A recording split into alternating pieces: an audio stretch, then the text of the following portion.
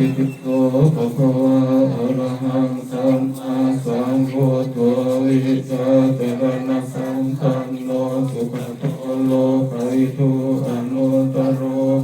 สัพพะเทวมนุสสานังพุทโธภะคะวะติอิติปิโสภะคะวะอะระหังสัมมาสัมพุทโธ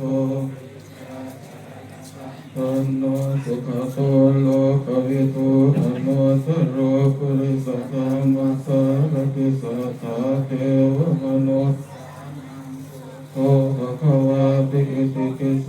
ภะคะวะอะระหังสัมมาสัมพุทโธวิชาจรณะสัมปันโนสุขโตสุอนุตตโรปุริสธรรมสารติสัทธาเทวมนุสสานังพุทโธภะคะวะติสวะคาโตภะคะวะเทวะคาโตภะคะวะธัมโมธัมมุนัยโยปะมุนัยโยทัตถินัยโยอัญชลิกาลนิโยอนุตตรังสุญญเกตังโลกัสสะอิสุปฏิปันโนภะคะวะโตสาวกสังโฆ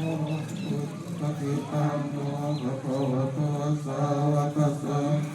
ญาณปฏิปันโนภะคะวะโตสาวกสังโฆนาเยติปฏิปันโนภะคะวะโตสาวกสังโฆยะติตังสัตตาริปุริสังตุริสังสุขะเอสะภะคะวะโตสาวกสังโฆอาหุนัยโยกะหุนัยโยทินัยโยอัญชลิกาลนิโยอนุตตรังปุญญติตังโลกัสสะติ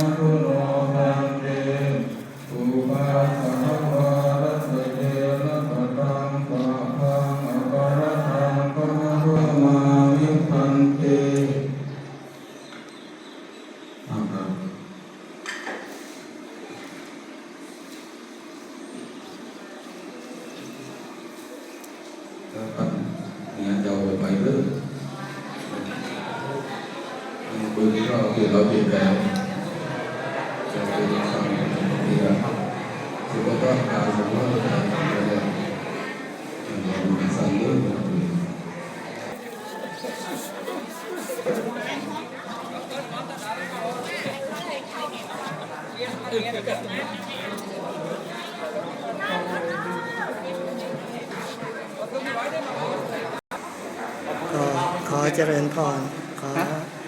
อนุโมทนาคณะญาติโยมทุกคนทุกท่านที่ได้มาร่วมถวายเทียนพรรษาขอเข้ามาพระรัตนตรัยแล้วก็เวียนเทียนวันอาสาฬหบูชาทุกคนทุกท่านขอทุกท่านจงมีแต่ความสุขความเจริญมีสุขภาพพลามัยแข็งแรง ทุกคนทุกท่านขอเจริญพร